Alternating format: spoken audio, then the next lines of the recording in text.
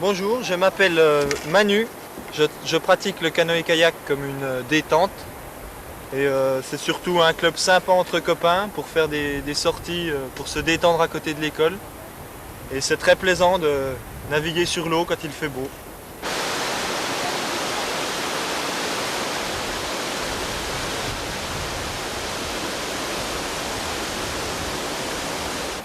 Bonjour, je m'appelle Emmanuel, j'ai 17 ans, j'habite en France, à Besançon. Et je pratique le kayak, c'est mon sport favori.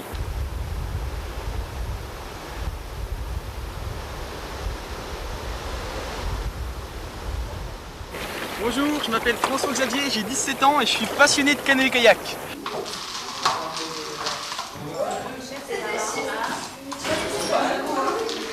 Bonjour, moi c'est Catherine, j'ai 27 ans et je viens d'arriver à Besançon et voilà, ça fait 15 jours que je suis professeure ici à l'école du Cirque Plume.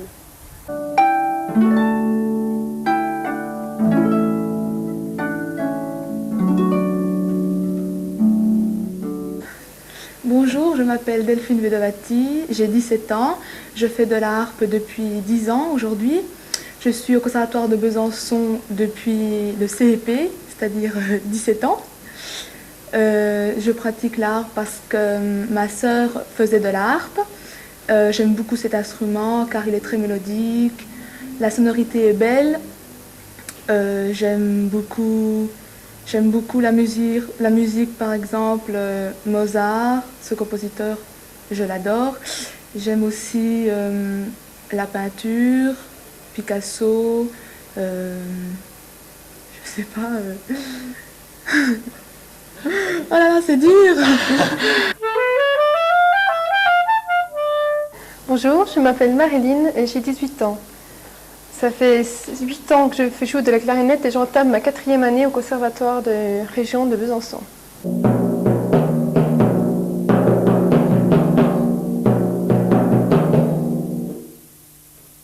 Bonjour, je m'appelle Charles Desservis, je suis élève de percussion au conservatoire, j'attaque ma 7e année de cours et je suis en 3e musicale à horaire aménagé. Dans la vie, je fais un autre sport, la musculation.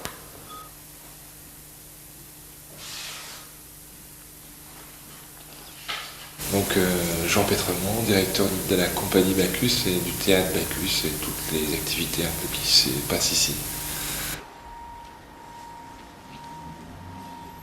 Eh bien, je me présente, je m'appelle David Payot et je fais du théâtre à la compagnie Bacchus en tant qu'amateur dans les ateliers et j'aimerais bien que ça devienne ma profession. Voilà.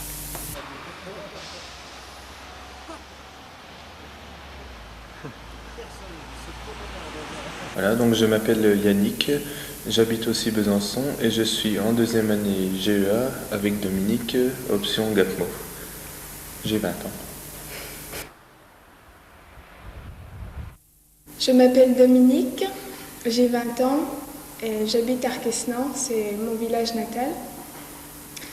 En période scolaire, j'habite Besançon dans un petit studio et mes études, je les fais à l'IUT, section GEA, c'est-à-dire gestion des entreprises et des administrations. Et cette année, en 2e année, j'ai choisi l'option GAPMO, qui est la gestion appliquée des petites et moyennes entreprises. Je m'appelle Laurence, j'ai 18 ans. Je suis aussi à l'IUT de GEA, en 2e année, mais en option FC, c'est-à-dire finance comptabilité. J'habite Besançon et voilà.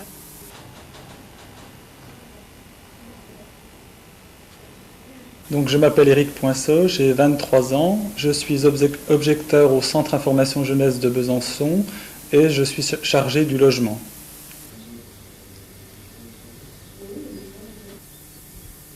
Alors, je m'appelle Davy Proença, j'ai 17 ans, je suis sur Etrabonne, ça fait 4 mois. On fait de la maçonnerie, la charpente, quoi. Alors, je suis Françoise Billardet, je dirige l'association Alternative Chantier qui travaille sur toute la Franche-Comté. Cette association a un conseil d'administration avec des personnes de différentes localités de la région. Salut, je m'appelle Alex, je suis animateur technique sur le chantier des Trabonnes. Bonjour, je m'appelle Sébastien, j'ai 14 ans. Je suis collégien à Besançon. Je mène une petite vie un peu tranquille. Je m'appelle Jean-Baptiste, j'ai 15 ans. Je suis au collège du centre. Je suis en 3e, puis je mène aussi une petite vie bien tranquille. Voilà. Alors, je m'appelle Frédéric Martin, je suis lycéen à Besançon. Et voilà, lycée Pasteur. Eh bien moi c'est Thomas, je suis aussi lycéen au lycée Pasteur et je tag Tommy. Voilà, si vous avez des questions à poser, je suis tout à fait d'accord et prêt à y répondre. Je m'appelle Laurent Camper, j'ai 13 ans, je suis en 3e, en 3e. Je quitte à Soestamour parce qu'il y a tous mes copains ici.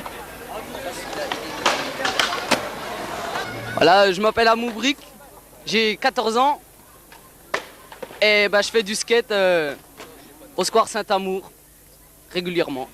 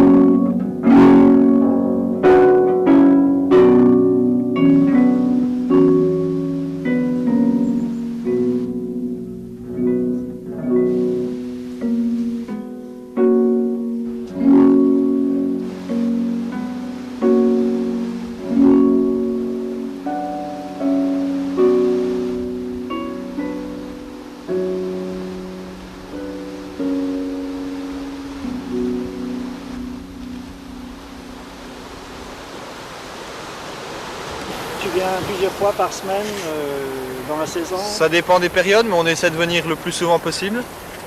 Et on s'amuse bien avec les copains. Le mercredi après-midi, on n'a pas cours à l'école. Donc on se détend un petit peu avant de reprendre le travail le soir. Bien. Alors là, aujourd'hui, tu vogues en kayak. En kayak. Oui, on est assis dedans et on a une pagaie avec 2 pales.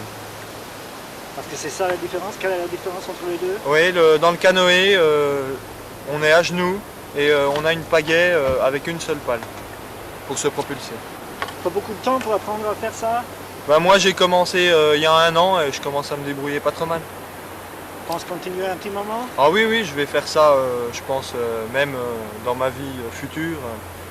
Je ferai toujours un peu de bateau parce que ça me plaît bien. Et il y en a beaucoup comme toi à Besançon, dans la région de Besançon, qui pratiquent ce sport? Il y a différents clubs et c'est vrai que c'est pas souvent qu'on est tout seul à la Malade. Il y a souvent des jeunes d'autres clubs. Il y en a pas mal qui aiment bien ça.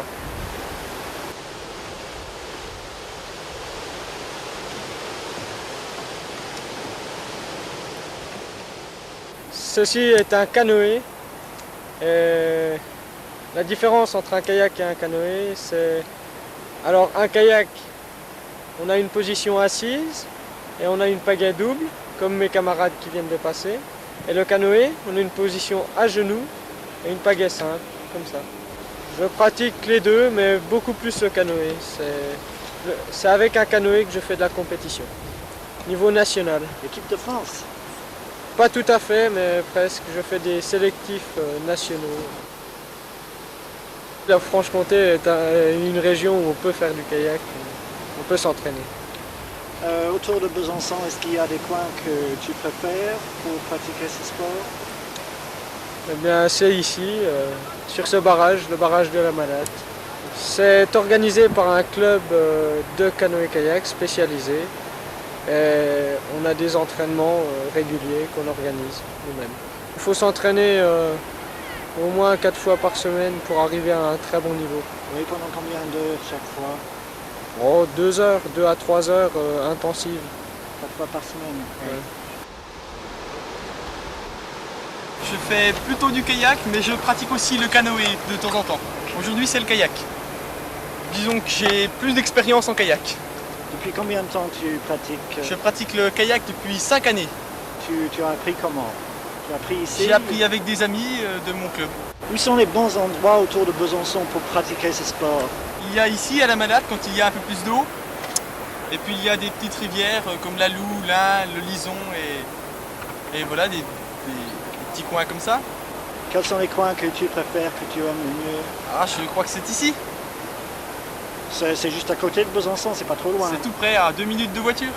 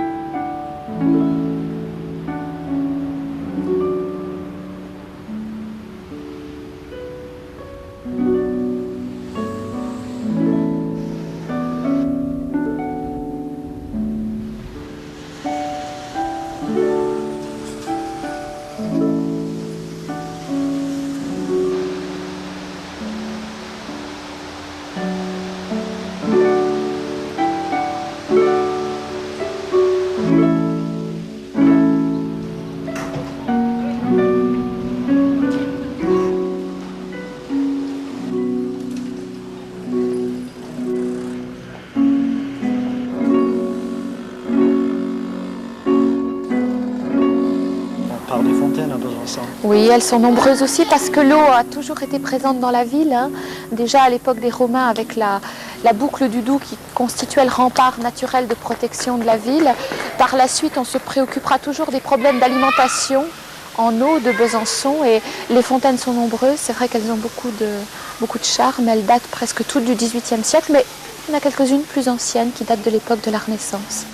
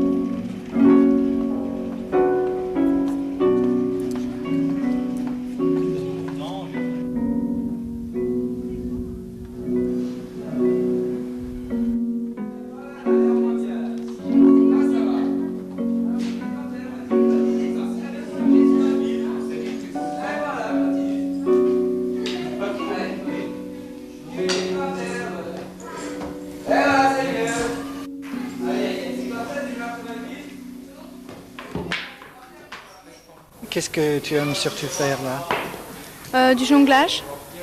Pourquoi le jonglage? Ben, je sais pas. J'aime bien ça. Ça fait longtemps que tu viens ici? 2 ans. Enfin, là, c'est ma 3e année. Oui. Et toi aussi? Oui. 4e année. D'accord. Et où est-ce que vous êtes? Vous êtes à l'école ou au collège? Au collège, moi. En quelle classe? En 3e. Oui. En 5e. Qu'est-ce que tu aimes faire à part le jonglage donc? Ben, le trapèze, l'équilibre. C'est dur? Non. Enfin, quand on s'est habitué. Oui. Il faut combien de temps pour s'habituer à faire ça? Je sais pas, moi. Ça dépend des choses. Ça dépend. Parce que, par exemple, la boule, on y arrive en 1 heure de faire de la boule. Et puis du rouleau, il faut plus longtemps quand même. Ça dépend si on en pratique tout le temps. Ou... Et vous avez de bons profs là? Ah oui, ils sont super. Oui. On en a 4, alors 2 filles puis 2 garçons. Et chaque fois, il y a les mêmes profs? Ouais. Enfin, ça dépend. Ça dépend. L'année dernière, il y avait pas les mêmes professeurs. il n'y avait pas Gilles et puis, puis les deux filles. Il y avait que Marc et puis Lan. Est-ce que vous avez beaucoup de copines, de copains qui viennent avec vous faire l'école du cirque? Bah oui. En plus c'est large, il y en a de 7 à 16 ans, donc c'est bien. Puis même il y en a de 5 ans qui font du cirque, des tout petits. Des tout petits? Ouais, 6 ans. Vous êtes tous les deux de Besançon? Ouais, Besançon. Oui. Et ça fait donc une partie importante de la vie de Besançon, l'école du cirque, non? Ouais, quand même. On en parle assez dans Besançon, dans les journaux et tout. Parce qu'ils font plein de spectacles, des choses comme ça aussi. Donc, le cirque Plume, c'est... Comme on dit, je suis allée voir le cirque Plume, c'est... Enfin, un truc de marque, quoi. Enfin, pas de marque, mais de réputation, disons. Il y en a beaucoup comme ça en France, vous savez? Bah de oui, d'école de cirque? Ouais, mais pas dans toutes les villes quand même. Oui. Besançon, on a de la chance. Mais autrement, il doit en avoir une dizaine par là, mais pas beaucoup quand même. Pas beaucoup.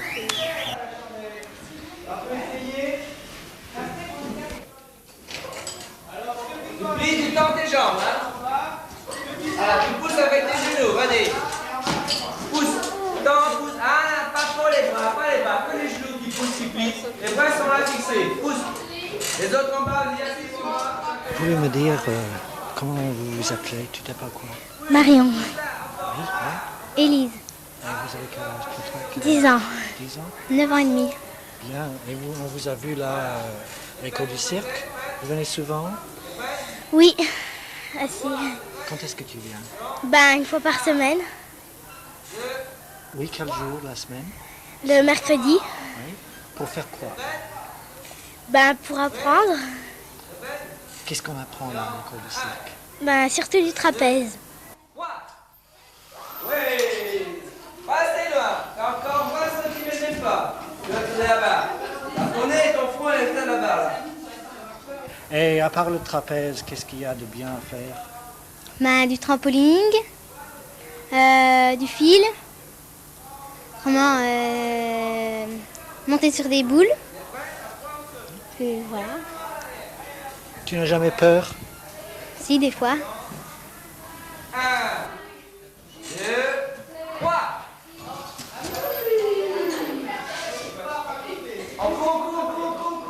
Alors aujourd'hui, vous avez vu plusieurs séances. On est mercredi et toute la journée, il y a des cours qui se suivent. Alors les activités, se déroulent autour de 6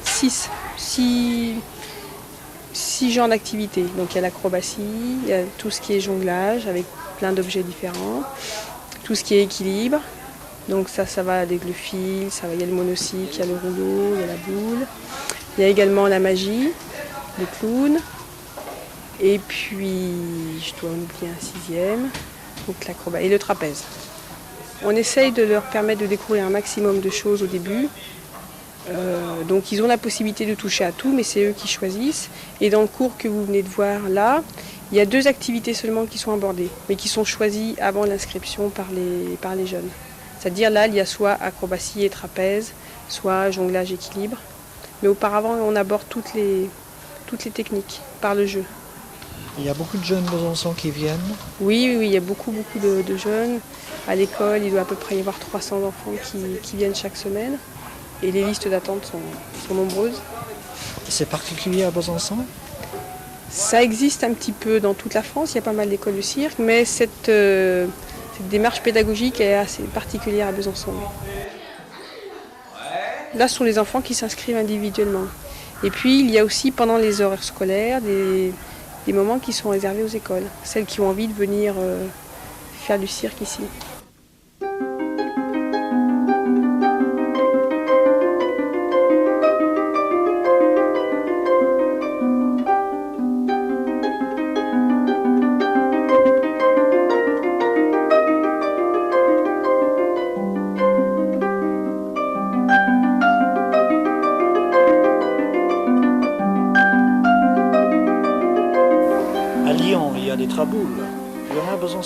Oui, on a l'équivalent. Alors c'est ce qu'on appelle les trages. Les trages, ce sont ces petits passages qui permettent d'aller d'une rue à une autre, généralement parallèle, en passant par des cours intérieurs.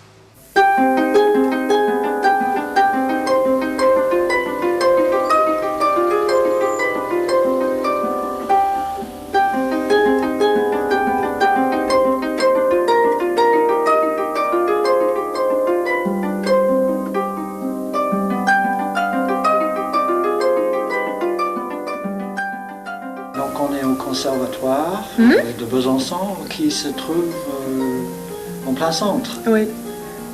Oui, le conservatoire se trouve juste dans la ville de Besançon. Oui. Et tu fais de la harpe. Est-ce qu'il y en a beaucoup comme toi qui ont choisi cet instrument qui est très français, je crois? Non, on n'est pas nombreuses. On est peut-être 20, 30 avec les horaires aménagés et les traditionnels. C'est-à-dire que c'est pas beaucoup, quoi. Depuis le CEP, je retrouve toujours les mêmes parce qu'on est dans des classes bien spécifiées musicales. Donc on se retrouve toujours tous. Vous venez tous de la région? Tous de Besançon? Non, non. Il y en a qui sont de Pontarlier, de Dijon, de Montbéliard, ça dépend. Ils sont obligés de venir d'assez loin pour cet instrument? Non, pas forcément pour cet instrument, mais en harpe, je crois qu'on est tous d'ici, de Besançon. Ou dans le Jura, mais pas plus loin. Oui. Est-ce qu'il y a une bonne activité musicale, de bonnes activités musicales à Besançon? Ah oui, on peut pratiquer donc le solfège, l'instrument, la musique de chambre, l'orchestre. On peut faire beaucoup de choses.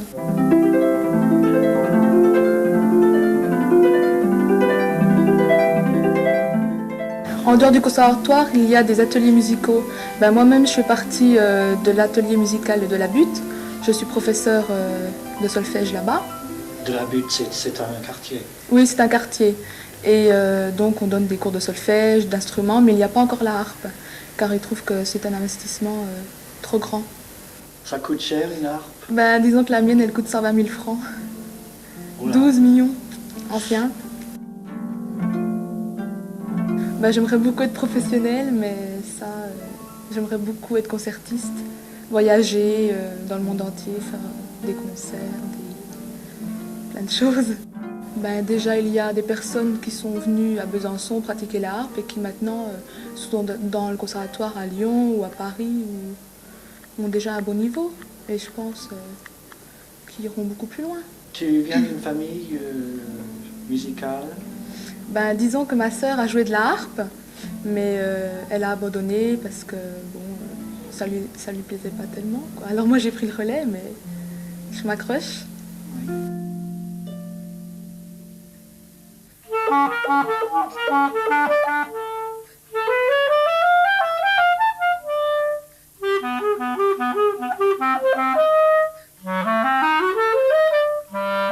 J'habite à 20 km en Haute-Saône, à la frontière du Doubs et la Haute-Saône, à Pau.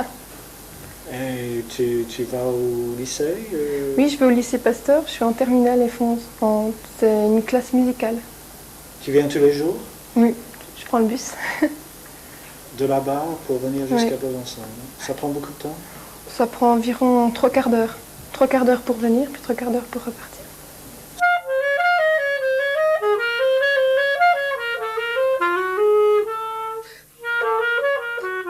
Je peux dire que je suis dans un âge assez élevé pour jouer de la clarinette pour mon niveau, mais je pense faire une carrière autre que clarinettiste.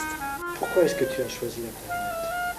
Je sais pas, j'étais toute petite et puis le timbre m'a beaucoup plu. Quand j'ai écouté à la présentation d'instruments, ça m'a beaucoup plu, c'est pour ça que j'ai choisi. Moi là, je fais de l'orchestre d'harmonie au conservatoire. Je fais partie d'une harmonie de l'harmonie de mon village. Je fais de l'ensemble de la musique de chambre avec un autre ensemble de clarinettes. Tu viens d'une famille musicale? Oui. Mon père dirige une harmonie et puis toute ma famille a fait de la musique. C'est pour ça que je suis.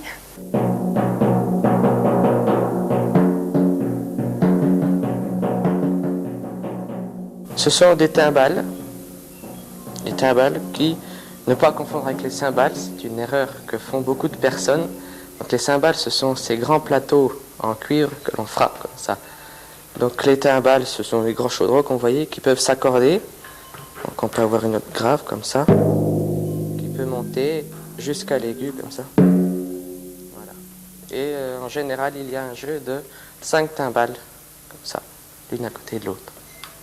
Et tu pratiques tous les instruments de percussionniste? Non, pas tous encore. Je fais les instruments tels que la caisse claire, le tambour, le xylophone, donc les timbales. Et puis je commence à faire du marimba avec 4 baguettes. Bien, et est-ce qu'il y a la place à Besançon pour les percussionnistes? Ah oui, je pense. Oui. On a donc toute cette salle au conservatoire.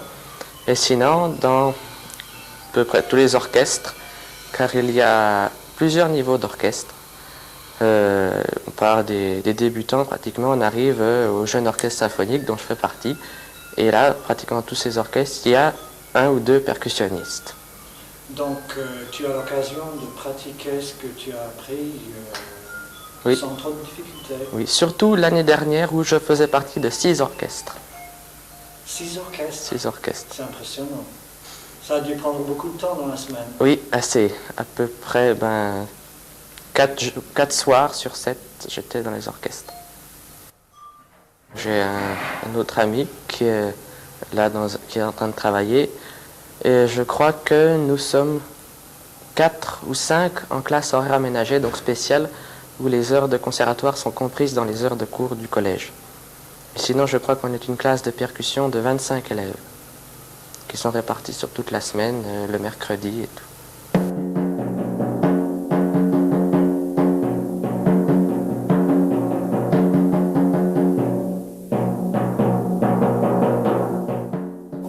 Choisir la percussion, ça fait beaucoup de bruit à la maison. Oui, c'est sûr, mais l'idée me remonte, ça fait déjà un sacré bout de temps. C'était depuis le cours préparatoire que j'avais envie de faire des percussions. Je suis allé à 2-3 concerts et tout de suite, c'est les percussions qui m'ont marqué. Premièrement, parce qu'il n'y a qu'1 ou 2 percussionnistes, alors que l'on voit qu'il y a des fois 18 à 20 violons, des altos, des violoncelles, tout ça. Donc on est derrière, là, on est surélevé, comme ça.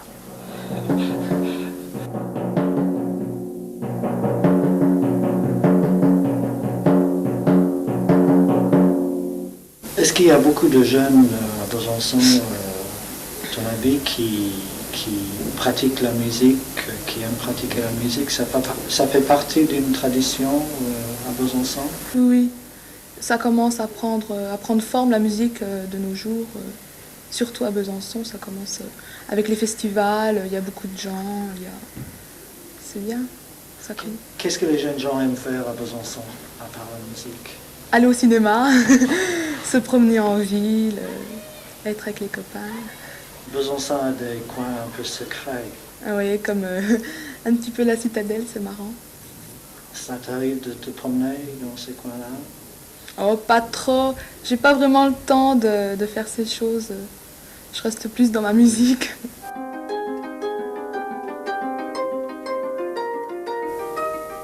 Tu as d'autres passions, peut-être? Tu aimes la peinture? Oui, j'aime beaucoup la peinture, oui. Puis j'aime aussi le sport.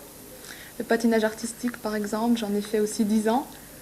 Mais j'ai arrêté car je pouvais plus faire ce sport en particulier parce que je prends mon temps pour l'art, quoi. En dehors de la musique, qu'est-ce que tu aimes faire? J'aime bien me promener dans les bois, la bicyclette, mais surtout marcher, oui. J'aime bien marcher. On va au cinéma, on se promène, on fait les magasins. Oui, il y a beaucoup de choses à visiter à Besançon. Au niveau de l'architecture, on peut aller voir la citadelle de Vauban. Il y a beaucoup de choses. Qu'est-ce que tu aimes faire en dehors de la musique quand tu as le temps à Besançon? Eh bien, bon, j'ai pas vraiment le temps, mais sinon, je fais de la musculation. Ah oui, c'est quoi la musculation? C'est des appareils pour développer les muscles des bras, des jambes, du corps, tout ça. Sinon, je lis assez le soir, tout ça, voilà. Est-ce que la musculation a un rapport avec non. la pratique de la batterie? Non, je ne crois pas. C'est la natation, surtout la natation qui favorise, parce que ça se situe au niveau des poignets, bien sûr, les percussions. Donc, le percussionniste qui a un poignet foulé ne peut pas faire grand-chose. Que font les jeunes comme toi à Besançon quand ils ont le temps de sortir? Eh bien, il y a divers clubs à Besançon, des clubs de cyclisme, des clubs de jeunes, tout ça, des naturistes, tout ça, pour aller dans la nature. Il y a entre autres un club sur l'eau, tout ce qui est rapport avec l'eau, la pollution, les problèmes, tout ça, tout ce qui touche à l'eau, les sources, les stations d'épuration. Il y a beaucoup de clubs à Besançon. Et sinon, il y a un endroit que je pense tous les jeunes connaissent, c'est la Citadelle, qui est donc un monument que tout le monde, je pense, a dû visiter, où là, vraiment, on peut aller voir, prendre un grand bol d'air, s'oxygéner.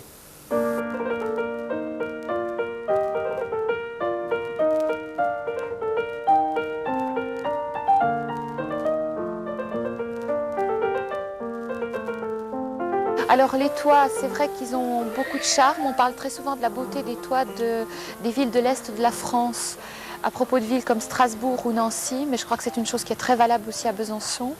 Ce sont des toits qui sont faits de petites tuiles de différentes couleurs de terre.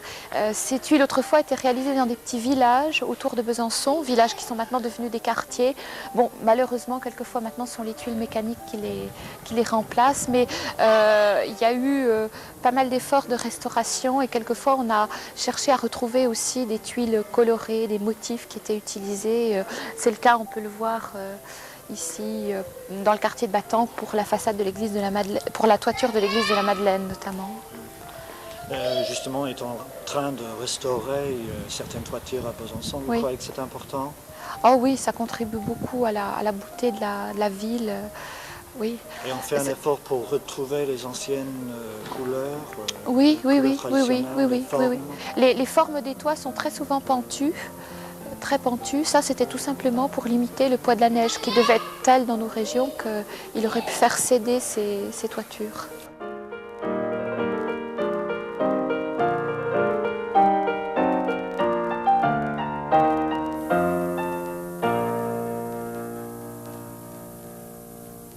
Mon objectif, ça a toujours été au niveau du théâtre et d'autres choses, d'associer la création à la formation, à la sensibilisation, je dirais, au théâtre et à d'autres formes d'expression. Maintenant, on s'oriente aussi sur la vidéo, d'un public de jeunes, particulièrement au départ. Bon, il y a eu de jeunes, entre guillemets, jeunes d'esprit aussi, c'est la même chose.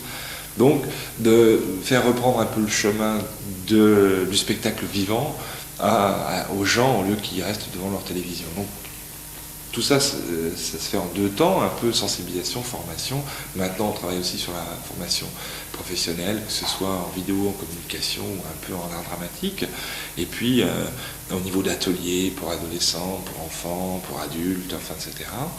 Et puis, on a une politique de création qui est parallèle à cette politique de sensibilisation. Et donc, cette politique de création, c'est plutôt des spectacles qui n'ont pas de volonté de faire partie du moule de la création imposée par l'État, je dirais, où il faut qu'il n'y ait personne dans la salle pour que ce soit reconnu, quoi. Mais là, je suis très amer et très dur, mais c'est un peu ça, quoi. Nous, au départ, nous, on est submergé par la demande, en fait, puisqu'il y a un réel manque, ça c'est très clair. Autrement, on ne pourrait pas exister, puisque nous, on existe pratiquement sans argent public, à part le Conseil général qui nous aide, mais autrement c'est très limité, c'est très ponctuel. Donc c'est une véritable demande, il y a énormément de monde et c'est très divers, je dirais que c'est très divers. On a des actions décentralisées, c'est-à-dire qu'on va aussi dans des quartiers faire des ateliers, etc. Donc là on aurait plutôt, puisqu'on est obligé de pratiquer des prix qui sont quand même relativement chers, plutôt un public, je dirais, un petit peu bourgeois, c'est vrai. Par rapport au théâtre. Mais à côté de ça, on décentralise en quelque sorte les ateliers, on va en faire dans les quartiers qui sont plus défavorisés, que ce soit à Planoise ou à Morapon. Donc on touche un peu tous les publics au niveau de la population. Vous mettez des affiches, vous mettez des annonces dans le journal? Oui, mais on est connu quand même maintenant sur Besançon. Et puis, vous voyez, là, ça n'arrête pas de téléphoner pour la reprise des ateliers. Et on fait des tracts, mais c'est assez limité en fait, on ne fait pas une énorme politique de publicité, quoi. On va avancer au milieu sur les talons comme ça là. Non,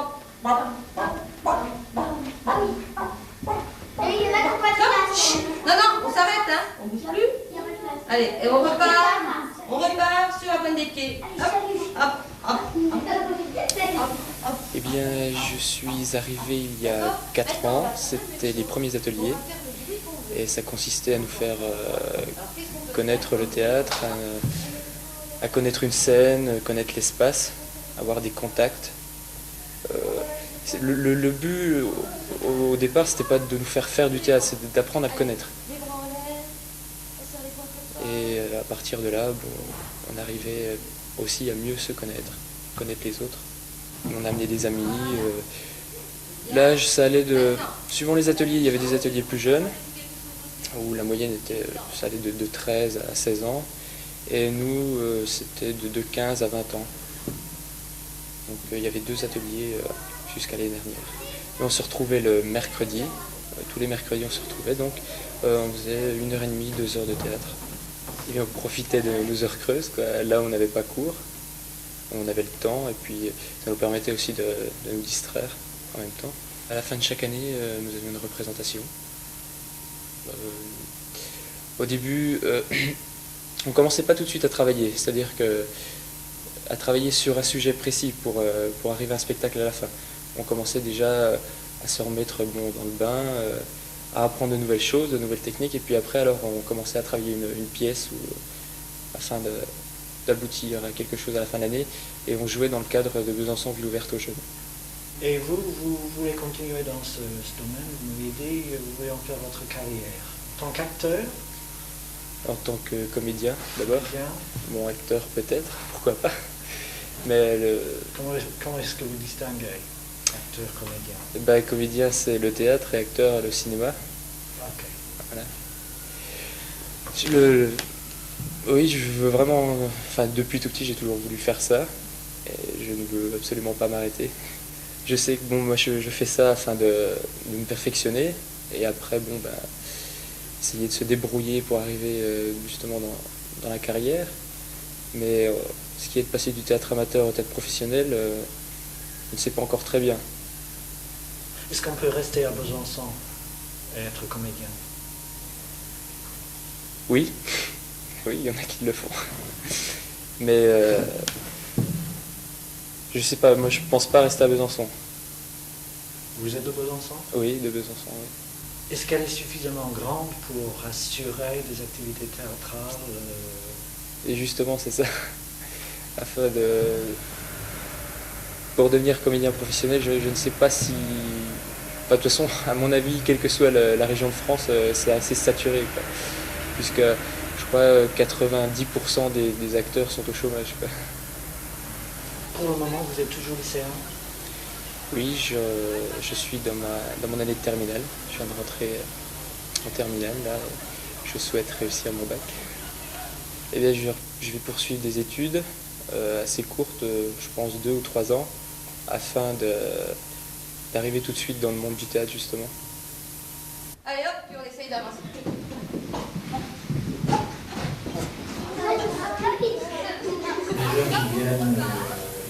Ils viennent des lycées, ils viennent des écoles. Oui, ils viennent des lycées, oui, tout à fait. Ouais. Ils viennent à partir de quel âge? 2 ans et demi. Voilà. Donc, vous voyez, ils viennent aussi de la crèche, quoi. Oui, c'est vraiment, on touche à peu près toutes les populations, tous les âges. Garçons et filles? Garçons et filles. Il y a plus de filles qui veulent faire du théâtre, mais ça c'est classique. Mais enfin, on touche beaucoup de garçons aussi, bizarrement.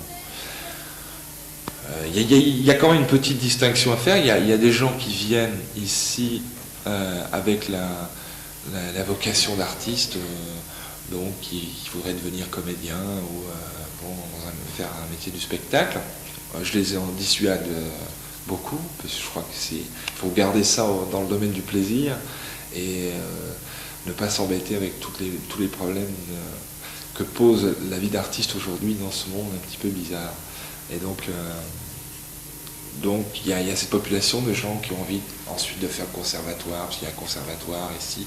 Donc on a beaucoup de gens qui sont passés par ici, qui font le conservatoire de Besançon par exemple, ou qui tentent d'autres conservatoires, d'autres écoles de théâtre par exemple.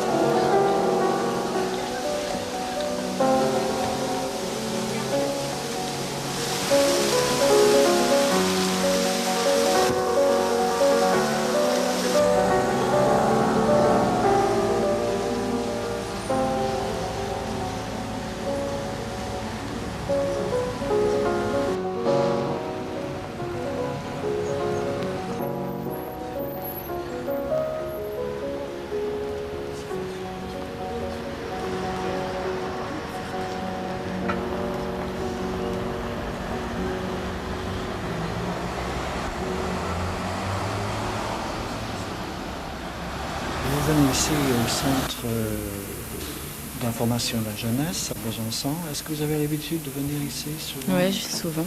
Oui. Vous êtes de Besançon? Oui. Vous cherchez quelque chose de spécifique aujourd'hui? Aujourd'hui, j'étais venue chercher quelque chose de spécifique. Oui, j'ai cherché du travail. Ah d'accord. C'est difficile d'avoir un emploi à Besançon? C'est relativement difficile, surtout à mi-temps. C'est pas évident. Vous avez une idée en tête, quelque chose de particulier? Non, il ne faut pas avoir quelque chose de particulier, sinon on ne trouve pas. Il faut partir comme ça, quoi. Accepter ce qu'on nous offre, et puis voilà. Autrement, est-ce qu'il y a des difficultés particulières à vivre à Besançon? Non, c'est facile. Il n'y a pas de stress, c'est complètement calme. Voilà. Enfin, je veux juste pour me reposer un peu et pour lire, je lis des petites annonces, je cherche des choses intéressantes pour moi. C'est un bon endroit pour se reposer? Oui, pour se reposer, aussi pour rechercher des informations intéressantes pour tout étudiant. Dans quel domaine surtout? Dans le domaine pratique, dans la vie pratique, et aussi dans le domaine, comment dire, culturel, vu que c'est un petit peu mon rayon, et je crois qu'on trouve des choses assez intéressantes. Vous êtes de Besançon? Vous vivez ici? Je vis à Besançon, oui. Depuis combien de temps? Cela fait 6 ans. Vous connaissez bien la ville? Je commence à la connaître. Qu'est-ce que vous aimez à Besançon? Son charme. Son charme et son calme. Et aussi le fait qu'on puisse travailler à son rythme. Travailler, chercher et étudier à son rythme. On n'est pas trop stressé par la circulation, comme ça se fait dans les grandes villes. D'accord, donc vivre à Besançon quand on est jeune n'est pas forcément difficile? Ah non, je ne pense pas, non. Je ne pense pas. Oui, il y a bien sûr, pour quelqu'un comme moi, les obstacles climatiques. Mais quelquefois aussi au niveau des contacts humains, mais c'est des choses qui sont très vite réglées, qui se règlent très vite. Oui, climatique parce que vous venez d'une région un peu différente. Oui, je viens de Martinique. Et c'est sûr qu'on est aux antipodes d'un lieu où on trouve un agrément au niveau de la chaleur. Pour avoir le contact avec les Byzantins, c'est difficile. Au début, ça a été difficile parce que c'est deux façons de percevoir différentes. C'est-à-dire que, au premier abord, il y a une certaine froideur, une certaine distance, mais en comprenant mieux les choses, en allant mieux en profondeur, on s'aperçoit que c'est des gens qui sont très très chaleureux en fait. Et une amitié qu'on arrive à avoir un ami à Besançon, on le garde toute la vie. Ben, j'arrive moi à Besançon alors, vous savez. Vous arrivez à Besançon? Oui, exactement. De Dijon. D'accord. Donc je suis étudiant ici, je commence l'année là, il y a une semaine que j'ai commencé. Vous connaissez déjà Besançon? Pas du tout. Enfin, je connais un peu parce que je me promène, quoi, mais sinon je connais presque rien, quoi. Qu'est-ce que vous venez chercher ici au Centre d'information de la jeunesse aujourd'hui? Ah, ben aujourd'hui des billets pour Barclay James Harvest, mais... Donc vous avez une raison bien spécifique aujourd'hui? Oui. Mais je suis déjà venu ici pour les chambres et les logements. Ça a bien marché? Non, c'est pas par l'intermédiaire d'ici que j'ai trouvé, mais... J'ai trouvé, c'est le principal. Est-ce qu'il est difficile de trouver un logement à Besançon quand on est jeune? Ça dépend quel prix on veut y mettre en fait. Si on se donne pas d'échelle de prix, il n'y a pas de problème. Mais si on se fixe une limite, un budget étudiant, faut le gérer quoi. Et pourquoi est-ce que vous êtes venu à Besançon plutôt que de rester à Dijon? Ah bah parce qu'à Dijon, j'avais pas la même formation qu'ici. La formation que je suis, j'avais ou Besançon ou à Caen. Bon, Besançon c'était plus près, puis c'était un peu plus vivant. Je peux vous demander quel domaine? La production. Donc, production dans l'entreprise, la gestion de production et l'automatisme. Voilà. Vous pensez rester un petit moment à Besançon? Ah ben déjà au moins 6 mois quoi. Jusqu'à la fin des cours, et puis après j'ai 3 mois de stage, mais je les ferai peut-être pas forcément ici. Est-ce que vous attendez quelque chose de Besançon en dehors de vos études? Au niveau des études? En dehors de vos études. En dehors des études? Ben, j'espère, oui. J'espère que je vais apprendre déjà à connaître la ville, puis que je vais avoir quelques activités à côté, quoi. Parce que je connais pas du tout la ville. Mais... Bon, et puis, Besançon a la réputation quand même de bouger un peu plus que Dijon. Sur le plan culturel, association. Donc, ben, je vais vérifier ça. Hein.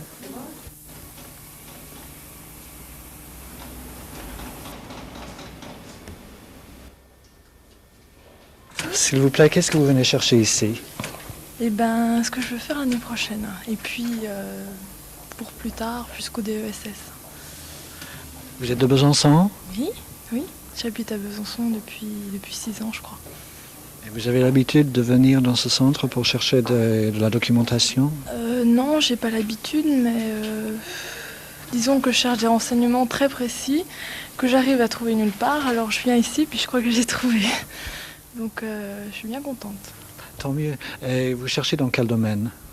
Je cherche dans le domaine, je voudrais faire gestion du personnel et des ressources humaines. Et donc je cherche dans le domaine de la psychologie, de l'économie, du droit, de l'administration, de la gestion, donc un petit peu tout ça. Vous cherchez un emploi? Oui, je cherche un emploi et donc les études qui vont avec. Ah, vous allez étudier en même temps? Ou vous avez déjà fait des études dans ce domaine? Oui, je change de voie. Je veux changer de voie, donc c'est déjà plus compliqué dès le départ quand on fait une réorientation. Et puis, voilà. Est-ce que Besançon est une belle ville quand on est jeune? Est-ce qu'on peut vivre facilement à Besançon? Ah bah ouais, oui. Disons qu'il y a des bus qui durent jusqu'à minuit, minuit et demi. Donc on peut déjà aller au cinéma sans problème si on n'a pas de voiture. Et puis je trouve que c'est quand même assez animé le soir. Je trouve qu'en ville, il y a des gens, et c'est sympathique. Et puis on risque rien comme à Paris. On est sûr normalement de ne pas se faire agresser. Et puis je trouve que les gens sont gentils. Vous avez beaucoup d'amis, beaucoup de copains, de copines ici? Bah oui. Avec qui vous sortez? Oui. Bah, ils sont un petit peu partis faire leurs études ailleurs aussi, hein, on s'en va. Mais heureusement, il y en a qui restent, puisqu'il y a quand même la fac à Besançon. Et voilà. Est-ce que vous pourriez me dire pourquoi vous êtes là aujourd'hui? Parce que je trouve plein d'informations sur les pays étrangers. Et comme j'ai beaucoup voyagé, je trouve beaucoup d'informations avant de voyager. Formations pratiques, voilà. Vous avez déjà voyagé? Ouais, pas mal. Scandinavie, Islande, puis prochainement les États-Unis. Alors je me renseigne avant de partir. Et où est-ce que vous pensez aller la prochaine fois? Aux États-Unis, Californie. Il y a pas longtemps, je reviens d'Islande. Voilà, je me renseigne sur le mode de vie américain avant de partir, quoi. Vous êtes de Besançon? Oui. Vous aimez bien Besançon? Oui, ça va, c'est une belle ville. Qu'est-ce que vous aimez faire à Besançon quand vous êtes là? Qu'est-ce que j'aime faire? Venir ici, par exemple. C'est une grande source d'information. Faire du sport, aller au cinéma, sortir avec des amis, quoi. C'est la vie normale d'un jeune à Besançon. Est-ce que vous avez beaucoup d'amis, de copains, de copines qui aiment voyager aussi, comme vous?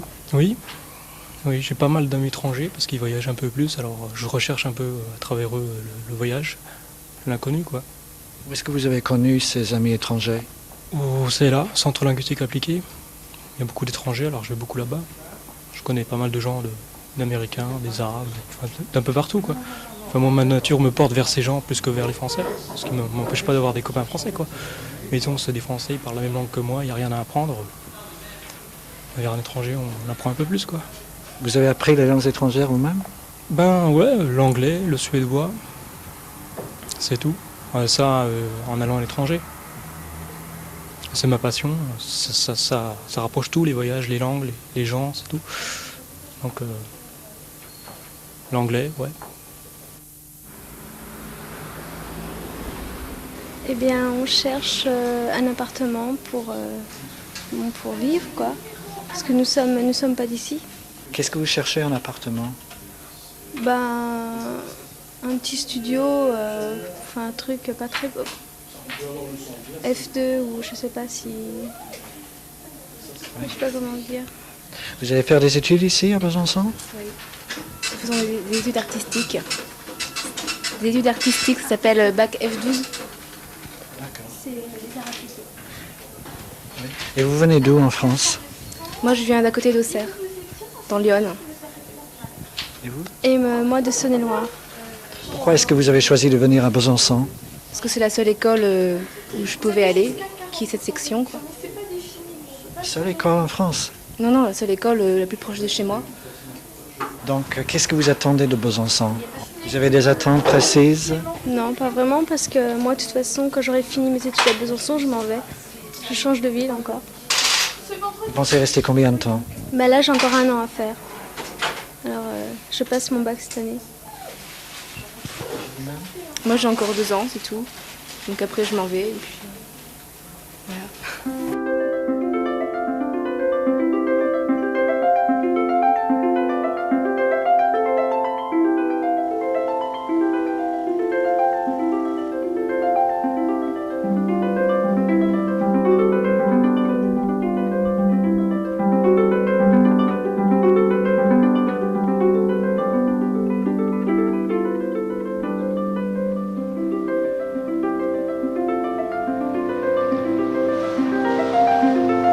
On se trouve à la Corpo des étudiants, c'est un lieu où on se retrouve entre les cours pour discuter, fumer, manger, boire. Et j'en suis président pour l'année. Enfin, j'ai été le président et là on va passer la main. À l'IUT, on est pas mal placé, on a des bâtiments qui tiennent encore debout par rapport à d'autres universités et à d'autres universités ou d'autres IUT dans d'autres villes. Je pense qu'on est plutôt gâtés. Et quand on entre en faculté, on entre souvent pour faire des études longues, tandis que l'IUT, c'est pour des études plus courtes. Au bout de 2 ans, normalement, on peut trouver un emploi. Personnellement, avant de faire un IUT, j'ai fait une préparation HEC, c'est-à-dire une préparation aux écoles de commerce. Et puis comme j'ai échoué au concours, j'ai choisi l'IUT pour faire des études courtes qui me donnent un diplôme et qui me donnent aussi la possibilité d'intégrer les écoles de commerce d'une manière parallèle. On est donc dans une option qui s'occupe des PME, donc c'est pas relativement axé vers le commerce. C'est une option dans laquelle en sortant on peut travailler dans une PME, une petite ou moyenne entreprise, donc, et on peut travailler dans différents domaines de l'entreprise. À un certain moment, mon idée, dans mes idées, il y avait 2 choix. Soit je restais dans une PME en Franche-Comté, soit je partais travailler à l'étranger. En terminale, j'avais 3 langues, c'est-à-dire anglais, allemand et espagnol. En préparation HEC, j'en ai abandonné une parce qu'il n'y en avait plus que 2, donc j'ai continué anglais et allemand. Et cette année, l'année dernière, on nous en a demandé plus qu'une, donc j'ai gardé anglais. D'accord, Laurence, le même chemin pour toi? Non, moi, donc en terminale, j'avais seulement 2 langues, allemand et espagnol. Et là, j'ai gardé l'allemand à l'IUT. Mais moi, je compte soit partir pour continuer mes études, faire un concours pour devenir expert comptable, mais je ne compte pas partir à l'étranger.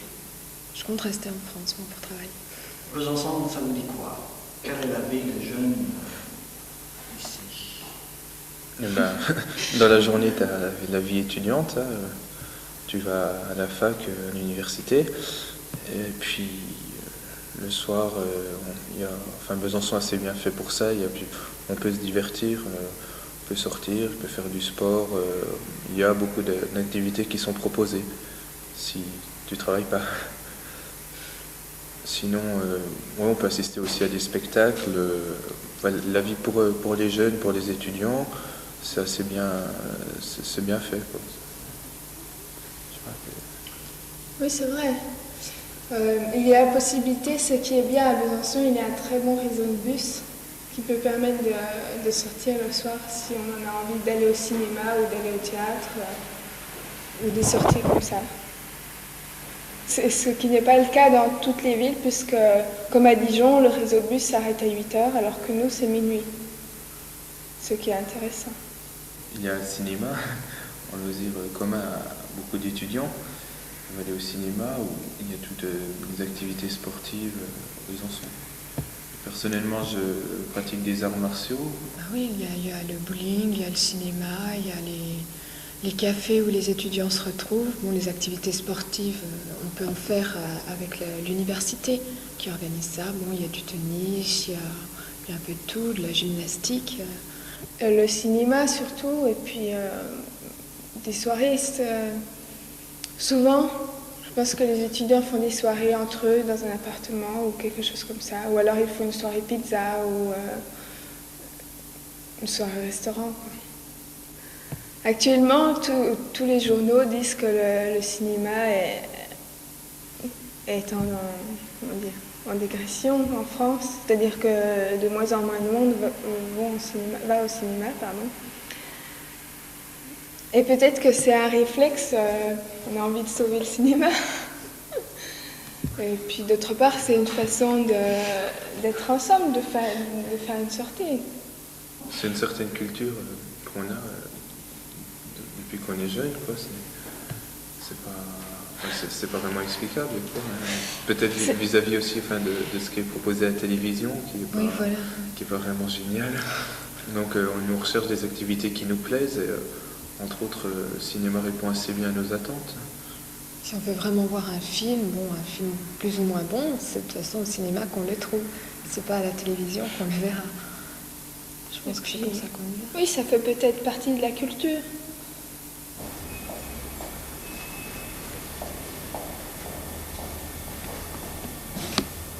Vous avez l'impression qu'il est difficile de trouver un logement? Il y a plusieurs formes de logement. Il y a des chambres comme au Crous. Il y a les studios en ville, les petits appartements. Et puis il y a les chambres chez les particuliers aussi.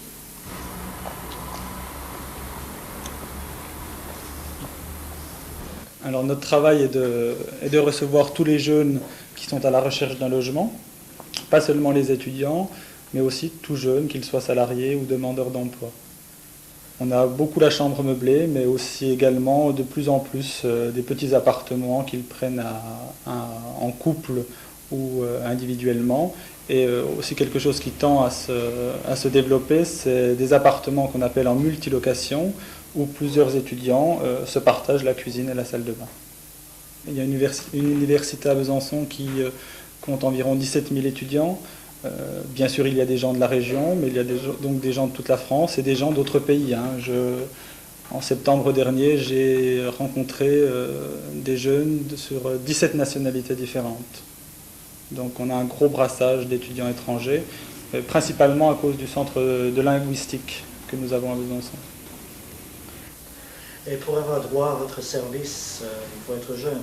Il faut avoir moins de 26 ans. Mais on monte généralement encore jusqu'à 30 ans maximum. On essaie de ne pas dépasser pour laisser un maximum d'appartements aux moins de 26 ans, moins de 30 ans. Nous avons des meublés principalement pour les gens qui ne sont pas de la région et qui sont là pour un an ou 2 ans et qui ne veulent pas faire un déménagement parce que ça entraîne des frais.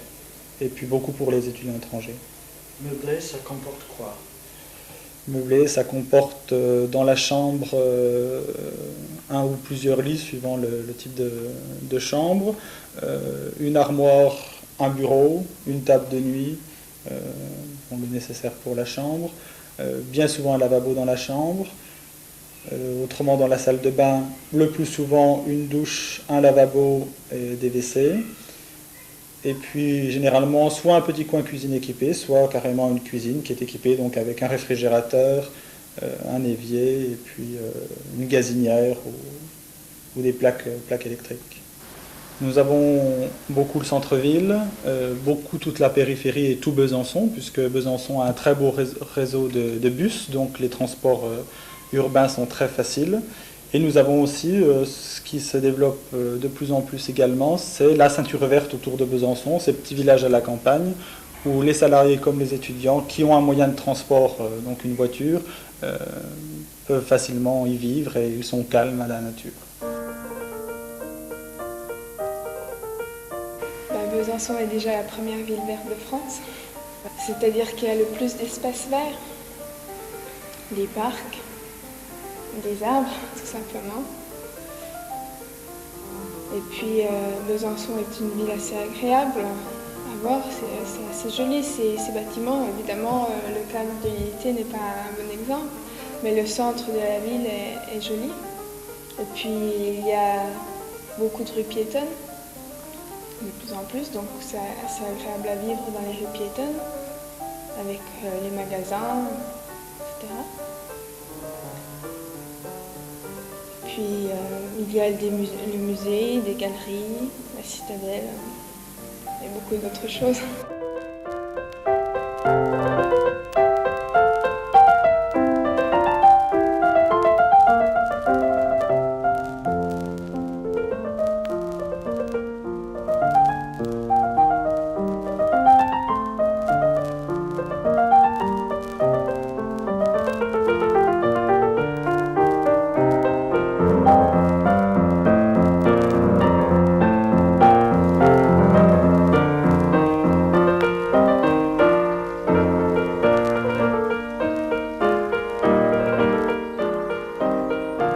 Est-ce que tu pourrais me dire deux ou trois mots sur cette association, sur Alternative Chantier? Ben, ils sont sympas, c'est bien, ils aident tout le monde. Il y en a beaucoup qui ont plein de problèmes, puis ils aident, quoi. Des problèmes de quelle sorte? Ah, de la justice, quoi. Il y en a beaucoup qui sortent de prison, tout ça. Et ils les aident, ils leur font travailler, puis ça se passe bien, quoi. À l'heure actuelle, cette association a 14 salariés et réalise des chantiers dans le Doubs et le Jura principalement, et organise également des actions de formation en direction de jeunes et d'adultes. Nous avons beaucoup de jeunes accueillis sur nos opérations et à l'origine, nous n'avions d'ailleurs même que des jeunes. Au départ, les jeunes venaient pour passer des vacances différentes pendant les saisons d'été. Et puis, nous nous sommes aperçus que ce temps chantier était un moyen d'intéresser des jeunes qui étaient sans travail et qui avaient quitté l'école. De ce fait, nous avons organisé des chantiers spécialement pour les jeunes que nous disons à l'heure actuelle en difficulté, puisqu'ils sont sans emploi et sans formation. Ils ont environ quel âge quand ils viennent chez vous? Ces jeunes ont entre 17 et 25 ans. Comment viennent-ils sur nos chantiers? Il y a deux cas où une commune qui est préoccupée par les problèmes de jeunesse nous appelle en disant « Nous avons beaucoup de jeunes dans notre commune qui sont sans travail, qui n'ont pas de projet. Nous voulons proposer un lieu de chantier que vous allez réaliser avec ce public. » Ou alors, ce sont les organismes spécialisés dans l'accueil des jeunes, tels que les missions locales, qui, sachant que nous avons des chantiers qui se réalisent dans la ville ou dans les environs, nous contactent en nous disant « Nous avons des jeunes, pouvez-vous les accueillir sur ce chantier ?» Nous avons régulièrement sur chaque chantier entre 12 à 20 personnes. Ces chantiers se déroulant sur plusieurs mois, c'est-à-dire que là, vous avez effectivement un lavoir qui a été restauré grâce à une équipe de jeunes en insertion pendant les 3 mois du printemps, grâce à un financement du Conseil général du Doubs et grâce à la volonté du maire du village qui, nouvellement élu, a voulu faire revivre son village. Est-ce qu'il sert toujours, le lavoir? Ah non, et je dirais qu'en tant que femme, j'apprécie quand même le modernisme qui évite d'avoir encore à venir se glacer les mains l'hiver en faisant la lessive. Mais n'empêche que je trouverais très dommage que l'on supprime ces témoignages du passé. Les femmes du village ne viennent pas quand même papoter un petit peu autour du lavoir? Ça se fait dans un autre village, dans un autre lavoir, puisque le village a la chance d'avoir plusieurs lavoirs. Je crois qu'un lavoir est encore utilisé par quelques femmes qui ont toujours eu dans leur vie l'habitude d'utiliser ce lieu. Dans la région sur Besançon, puisque nous en venons et que nous sommes dans le secteur proche de Besançon, là, nous pouvons signaler le fort de Chaudanne, où nous travaillons depuis 1985 régulièrement grâce au financement de la ville de Besançon. Nous avons entrepris la restauration du fort qui est maintenant bien avancée. Nous avons également travaillé dans un petit village de l'autre côté de Besançon il y a quelques années à la restauration d'une ancienne ferme qui est devenue un gîte d'étape pour les touristes situé sur un GR. Nous avons un sentier balisé pour les grands randonneurs qui traversent la région ou qui traversent la France ou même une partie de l'Europe puisque nous sommes dans ces axes principaux. Nous avons également déjà entrepris des chantiers de nettoyage de rivières.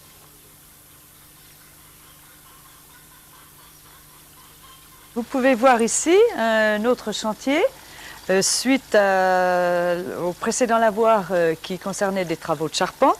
Ici, vous avez des travaux de maçonnerie qui peut servir comme support à un travail de formation technique.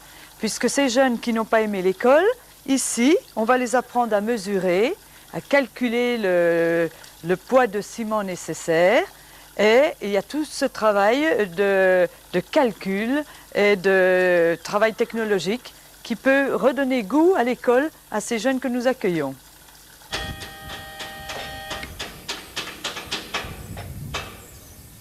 Alors parle-moi de ce que tu fais ici sur ce chantier. Ben, un peu de tout quoi, de la maçonnerie. Là on est en train de poser des tuiles, couverture. Tu as choisi de venir là? Comment ça s'est fait? Ben, ça s'est fait parce que j'avais des problèmes, moi. J'avais des problèmes avec la justice, quoi. Puis, ben, c'est Alternative Chantier qui m'a proposé ça pour m'aider. Dans le Jura, il y a 2 semaines. Pendant 1 semaine, quoi. C'était pareil, la couverture d'un toit.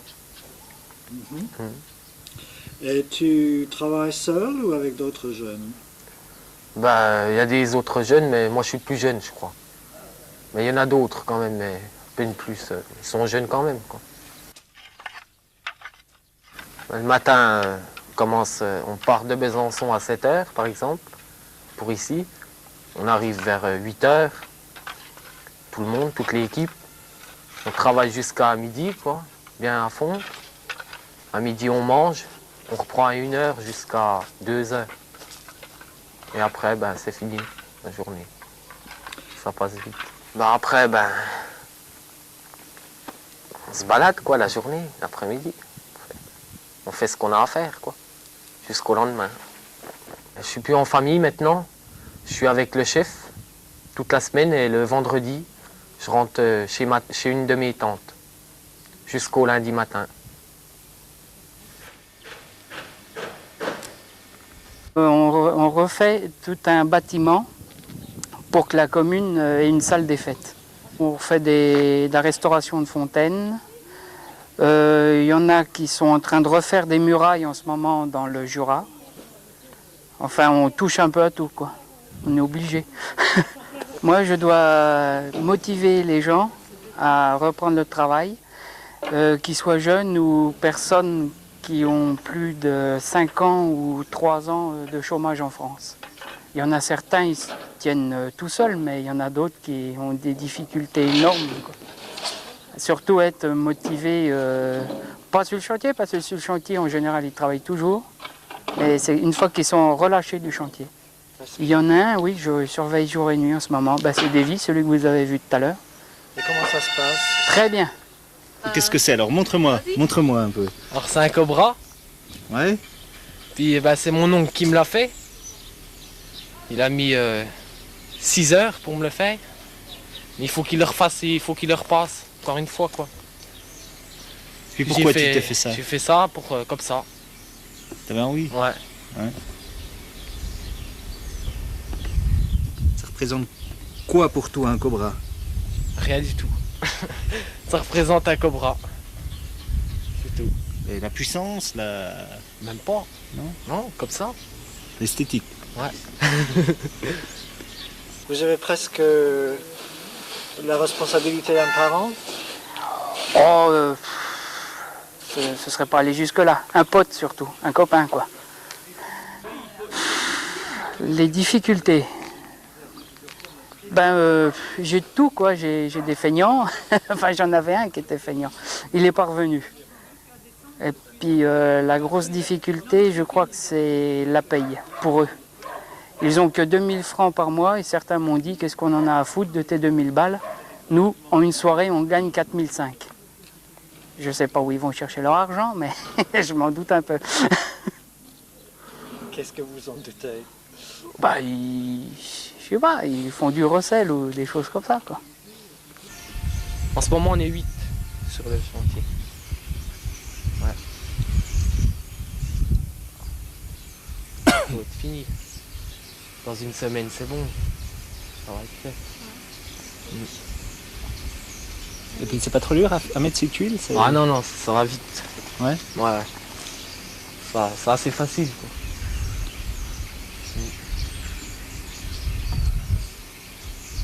Mais c'est des tuiles de récupération, ça? Ouais. C'est le maire qui a voulu ça. Parce qu'avant, c'était des tuiles toutes neuves. Ah oui? Puis le maire, il voulait des vieilles. Mais il a fallu les enlever ou bien? Les neuves? Ouais. Ouais, c'est toutes celles qui sont là-bas. Mais elles étaient mises déjà? Ouais, elles étaient toutes mises, c'est tout. Parce que le toit, au début, il était plus couché. Tout, quoi. Puis on a tout enlevé, puis on a tout remonté le toit. Plus haut, quoi. Il faut qu'on remette ça dessus. Il veut pas qu'on remette les neuves. D'accord. Et vous vous occupez de combien de personnes? Ah bah là, qu'il y ait des gros problèmes avec la justice, il n'y a que des vies. Sans ça, avant, j'avais rien que des jeunes qui... C'est l'équipe que j'avais avant, quoi. Alors ceux-là, c'était coriace, quoi. Fallait être musclé à ce moment-là. Et vous avez des comptes à rendre vis-à-vis de la justice pour lui par la suite, parce que... Ah ben, je dois faire des rapports, oui, bien sûr. Comme il se comporte, tout ça. Que ce soit clair, quoi, pour tout le monde déjà. Bon, on rentre pas vraiment dans les détails. S'il fait une petite bêtise, on va pas. Hein. On n'est pas des gens à foutre. Bon, on les sort de prison, c'est pas pour les remettre, quoi. C'est déjà ça. C'est notre principale motivation, ça.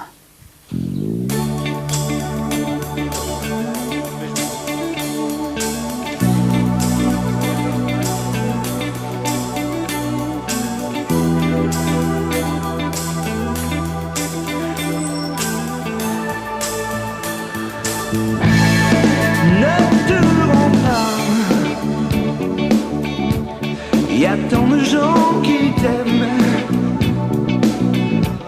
qui ont besoin de toi. On peut bien mener une vie tranquille à Besançon? Oui, ça va, c'est une ville calme, pas trop grande. Il n'y a pas trop de choses qui gênent, mais il y a aussi beaucoup d'activités culturelles. Et où est-ce qu'on se trouve actuellement? On se trouve dans une petite ruelle entre la rue du lycée et la rue piétonne, la rue principale de Besançon. Et qu'est-ce qui est notable dans ce quartier surtout? Pourquoi est-ce qu'on est là? C'est parce que déjà là dans la petite pièce où on est, il y a beaucoup de graffitis, de tags. Par ça, c'est le centre de Besançon. Et pour vous, c'est quoi un tag? C'est un dessin fait sur les murs ou une signature faite à la bombe ou au marqueur. Alors taguer, c'est simple, c'est le simple fait d'écrire son nom sur des murs à l'aide d'une bombe à peinture. Voilà. Et c'est typiquement français, typiquement byzantin? Non, pas du tout. Je crois que c'est surtout quelque chose qui est venu, comme beaucoup de choses, des États-Unis, puis qui est passé par Paris et qui arrive, comme toutes les choses, mais avec beaucoup de retard sur les petites villes comme Besançon. Qu'est-ce que vous essayez de faire passer par un tag? C'est surtout un texte, c'est surtout une idée, c'est surtout un dessin, c'est quoi? Certains écrivent des messages aux gens du style bonjour à mon copain par exemple, ou d'autres veulent dire seulement voilà, je suis là, je m'appelle un tel, et puis les gens qui passent le voient tous les jours et finalement ils se rappellent de lui, quoi, et puis au fur et à mesure il est connu. Et ça peut lui servir dans l'avenir, quoi. ça peut... Il rit et il se moque de moi, mais il ne faut pas. Parce que c'est vrai, en fait, il est connu et ça peut l'amener à faire des choses intéressantes. Bon, par exemple, nous deux, on parle avec vous, on a fait une émission de télévision, déjà, c'est intéressant. Voilà ce que ça nous a amené de taguer sur les murs. Et on pourra continuer par la suite. Bah là, au début, c'était surtout pour le goût du risque, pour venir s'amuser un peu. Donc c'était surtout un amusement pour se défouler un coup. Parce qu'en principe, c'est interdit. Ah oui, c'est interdit, oui. Oui, là, c'est interdit. Mais maintenant, ils vont bientôt donner des murs libres où on pourra taguer légalement dessus. Comme vous le savez sûrement, c'est totalement interdit et on est souvent... On a de gros problèmes avec la police du fait qu'il y a tellement de plaintes que le seul but des policiers, c'est de nous arrêter. Et on doit faire avec, ma foi. C'est pour ça que c'est dur et qu'on a l'intention et qu'on fait le maximum pour essayer d'avoir des murs où on pourra maintenant taguer en toute liberté. C'est comme ça, et ça sera déjà plus intéressant du fait que le tag, c'est quelque chose de... Les gens disent que ça salit, et même nous qui pratiquons cet art, si je peux appeler ça ainsi, on trouve que c'est aussi salissant. Donc ce qui nous intéresserait, c'est effectivement de faire des choses comme des belles peintures dans la ville, dans les rues, des choses qui marquent et qui même pour notre plaisir personnel est intéressant. Et qu'est-ce que tu voudrais bien faire en tag qui soit plus beau? Je sais pas, une colline avec plein de couleurs, un gugus sur un fond en allant en dégradé, quoi. Et qu'est-ce que vous essayez d'exprimer à travers ces tags, en fait? Bah, surtout un mouvement artistique, le mouvement artistique de la rue, le mouvement de l'art des jeunes, en fait, c'est surtout ça, c'est surtout l'art des jeunes. Parce que vous ne pouvez pas faire autrement? Si, on peut le faire autrement, on peut faire des BD, des journaux, mais comme ça, c'est bien, beaucoup de gens le voient, et puis on exprime notre art comme ça. C'est sûr qu'on commence par faire des tags, et par la suite, on en vient au graffiti, forcément un jour. Et les graffitis, c'est beaucoup mieux, quoi. Les gens apprécient mieux déjà, et puis... personnellement, quand on passe devant un graffiti, un beau dessin, on est plus content que quand on passe devant une signature, quoi, personnellement. Vous avez parlé des gens qui se plaignent, des plaintes qu'il y a. Qu'est-ce qui les choque surtout? C'est surtout que c'est les gens qui se plaignent, c'est surtout ceux qui font pas partie de notre génération, donc ils peuvent pas comprendre. Pour eux, ils voient uniquement le fait que la ville est belle et qu'à partir du moment où des gamins écrivent n'importe quoi sur les murs, puisque c'est n'importe quoi, ils peuvent à partir de ce moment-là trouver ça laid. Qu'est-ce qui se passerait si vous étiez vu?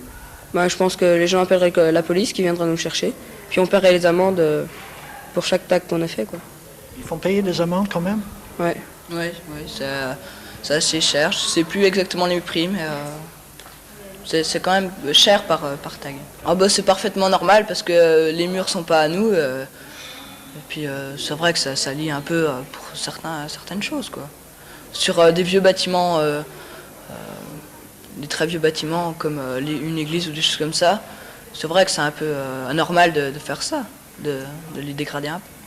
Il y a d'abord des gens comme nous, des taggeurs, qui font vraiment leur signature, enfin, les vrais taggeurs, et il y a ensuite les gens qui marquent sur les murs des slogans politiques ou des choses comme ça, ou des slogans racistes, ou qui écrivent seulement leurs idées. Et là, moi, je trouve ça bon, qu'ils veulent bien s'exprimer, mais quand ils mettent des choses racistes ou intolérantes, je trouve ça dégueulasse et qu'on devrait vraiment les effacer. Il y en a beaucoup qui ont déjà été effacés, quoi, parce qu'on est au même endroit presque. Puis la ville passait effacer toutes les semaines, puis nous aussi on repassait, alors ils effaçaient, puis nous repassaient. Puis... Vous effacez les vôtres? Non. Bientôt, il va y avoir une association à Besançon qui va s'occuper de ça, c'est-à-dire que les jeunes effacent eux-mêmes leurs tags. Ce sera un chantier de jeunes, ce sera gratuit, mais à la suite de ça, on aura droit justement à avoir des murs à nous où on pourra venir graffiter dessus. Et qui vous fournira ces murs? Ce sera la mairie, aussi l'armée. L'armée nous offrira peut-être les murs des casernes de Besançon.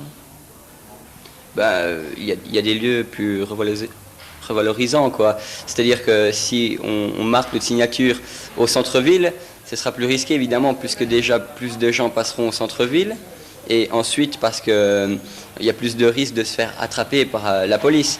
Par exemple, si on va dans une vieille ruelle, il n'y a pas de risque en fait. Bon, des gens passent, mais il n'y a pas de risque. En fait, le tag aussi, c'est ça, c'est prendre des risques, outre s'amuser entre amis. En fait, si on tag, c'est beaucoup pour le goût du risque. Alors, ceux qui taguent pour le goût du risque vont continuer à faire sur les murs. C'est tout. Ce sera plus drôle de venir faire des belles choses sur des murs en ayant le temps, le matériel. On pourra venir amener des échafaudages, des échelles, on pourra faire des trucs de 10 mètres de haut. Ce sera bien.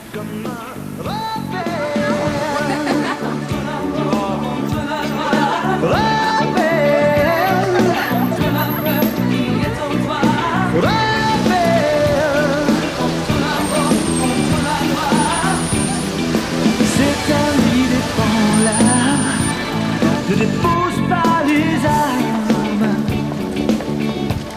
continue le combat. Il faut serrer les poings. Non, ce n'est pas la fin. Je sens la chaleur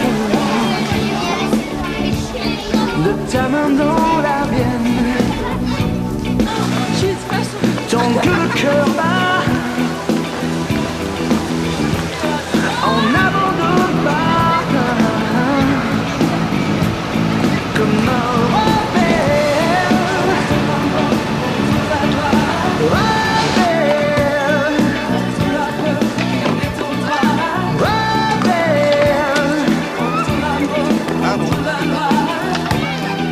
c'est un éléphant là. Donc tu viens ici régulièrement pour faire du skate? De temps en temps. Je reste plutôt à Planoise pour du skate. C'est un peu loin ici. Ah bon, parce que ça se fait dans différents endroits de Besançon? Oui, mais surtout ici. C'est là que tous les skateurs se rencontrent à peu près. Ah oui, il y en a beaucoup, il y a tous les âges et puis on s'aide quoi, on s'apprend des figures, chacun. Et pourquoi ici? Parce que c'est un quartier assez habité et assez restreint. Oui, et en plus le sol est assez lisse, ce qui permet de mieux rouler avec les skateboards et de faire de plus belles figures.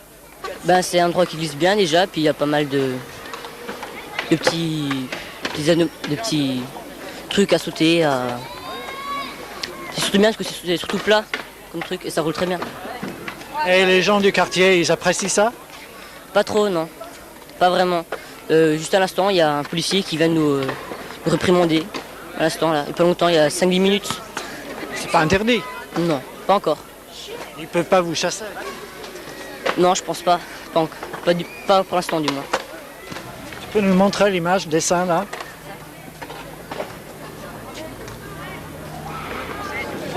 Au plan dessus, Jeff Kendall. Ça représente quoi? C'est un loup enragé, il me semble, avec des squelettes un peu partout. Et c'est la dernière planche d'un skateur qui s'appelle Jeff Kendall, justement. On parle d'un autre endroit où on va pouvoir faire du skate après. Ça changerait beaucoup pour toi? Ouais, beaucoup. Et ce serait un skatepark à côté de la gare. Ici, ce serait vraiment très bien. Parce qu'ici, on se fait souvent réprimander parce qu'on skate ici. Et des fois, on se fait jeter du square presque. Vous êtes nombreux à venir? Oui, beaucoup. On est une bonne trentaine, des fois, à venir. De tous les coins de Besançon? Ouais, de Planoise, un peu partout dans Besançon. Vous venez ici quand? Après les cours, ou bien le mercredi et le samedi, quoi. Quand on a du temps. Quand on a du temps, on vient et on skate. Il faut serrer les poings. Non, ce n'est pas la fin. Je sens la chaleur de ta main dans la mienne. Tant que le cœur bat, on n'abandonne pas. Comme un rebelle contre la loi, rebelle contre la peur qui est en toi, rebelle contre la mort, contre la loi. Et c'est un vie défend-la comme un rebelle contre la mort, contre la loi, rebelle contre la peur qui est en toi, rebelle contre la mort, contre la loi. C'est un vie défend-la.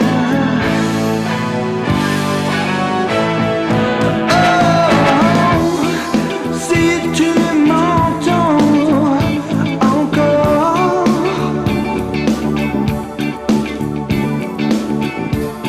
j'aimerais te